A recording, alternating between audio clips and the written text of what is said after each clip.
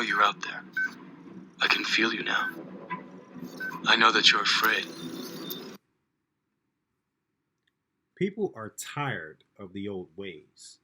People are turning their neurological chemical reactions from a perceived threat into fuel. It's taken roughly about 25 years, but the prophecy that the Matrix ended with is here. It's real, and people know about your Matrix. Being woke is a follow through of what the Matrix metaphor was trying to explain. People finally get it and can see the code, or better yet, the programming, just like Neo. I plan to make an entire timeline of the incident, including some text messages and what was said in testimony and video footage. But I don't have access to the testimony yet. Um, but I was just informed by someone, like a concerned citizen, that the video that everyone can see, everyone is seen all over the place, is edited at 41 minutes after midnight and 52 seconds until 42 minutes and 12 seconds.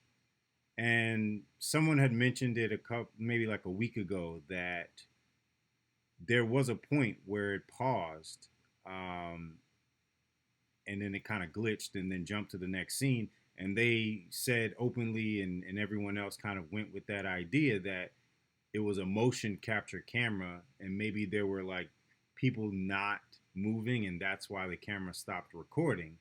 But it doesn't seem like that's the case, because the cars are sitting still for roughly about 5-10 seconds, and then suddenly they're outside the vehicle. You don't see the door open, you don't see them get out. So if there was motion detection, then you would see them getting out of the vehicle. So this was edited. Like, this was edited out of the footage for the jury and also for the public to see as well. So there's something that's missing that most likely the prosecution or maybe the city or the transit authority just removed from this video footage.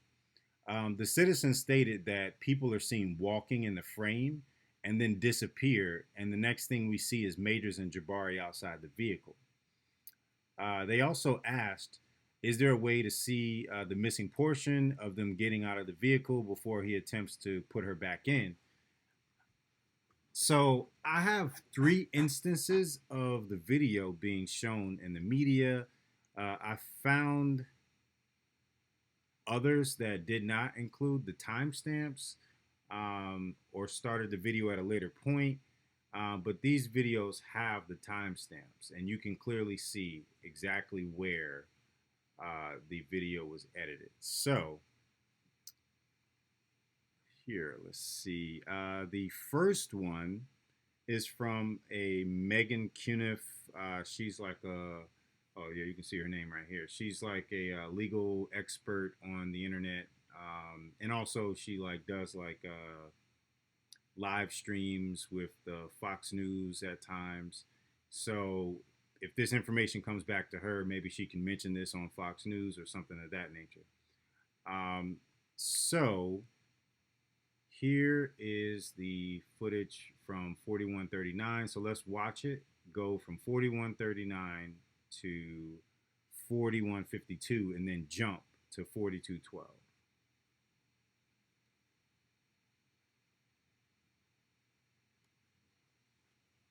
Passing vehicles, no motion sensor triggers, would just, yeah, there you go. People are just gone. Suddenly they were in the middle of the street and now they're gone. And now you can see what's happening. So there was something there that the prosecution didn't want us to see because it's not in the video. So let's watch it again over here with Chillmonger, which is the guy that actually mentioned, I'm not signed in. The guy that actually mentioned that it might be motion sensor detectors, and then this is using the TMZ watermark. So that actually obstructs obstructs the video from what you can actually see here, making it a little bit more cloudy. As a matter of fact, the difference between these two videos is that they're watermarked actually makes it much more cloudy and less visible of what's actually happening here. So this is the one that majority people saw. This is the one I believe TM's Daily Mail was using, um, because they have a version of this as well, with their Daily Mail watermark up here, not obstructing the view of what's actually happening. So let's watch this one. I guess I can play their audio too. And they have stopped in the middle of the street. There's what, 2 lanes? There's a right turn lane, I think, and a regular lane. There he is, putting her back. Now they're gonna have a zoom up of this interaction. She just gets out. So remember, Look guys, how clean they start walking. Like, and then he just starts running.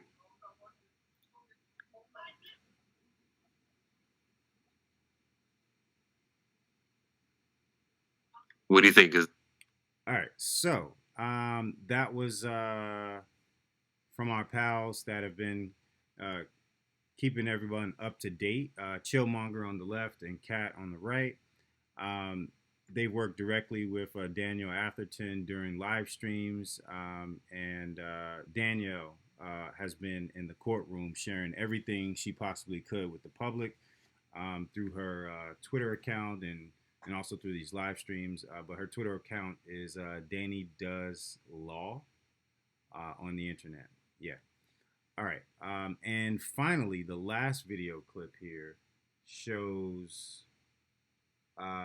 even more obstruction here. So basically, we have Manhattan District Attorney's Office overlaying over top of the timestamp, which is, I don't know, I guess necessary. But in the other videos, it wasn't necessary. So they didn't have this in the other videos. So I guess at a later point, maybe they decided to add that on there. Yeah, so this is a day before this Fox News video, and then this is actually the 18th, so that was like a couple days after. So, yeah, what day was this? The 13th. Yeah, so Megan actually, I believe, got this directly from court records or something like that. All right, so yeah, so this is the, I guess, the latest version, I guess you could say, with the watermark of the Manhattan District Attorney. But as you can see, it says 41 minutes after midnight and 51 seconds. And that is the timestamp right before it edits. New video from Jonathan Major's domestic assault trial, which appears to show the actor pushing British choreographer Grace Jabari back into a black Cadillac Escalade after it pulled over in Chinatown. The Manhattan DA's office slowed down this clip to show what was happening. Afterwards, the two get out of the SUV and walk to the intersection of Center and Canal Streets, where Majors shoves Jabari away from him before running off. Jabari can be seen chasing him down the street. One thing that I haven't really heard many people say is that right in this moment, right at 42 minutes and 34 seconds, he pushes her over here.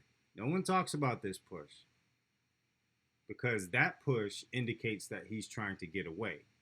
What about the other push when he was inside the car door? Was that not also him trying to get away? The fact that the pushing in one case and another case are not equivalent is just kind of indicative of the fact that they're at the truck door and it's obstructed, you can't really see what's happening, is gonna lead everyone to assume, or anyone that wants to assume the negative, that something different happened between that point and the other point where they actually end up on the sidewalk. The same thing happened in both cases.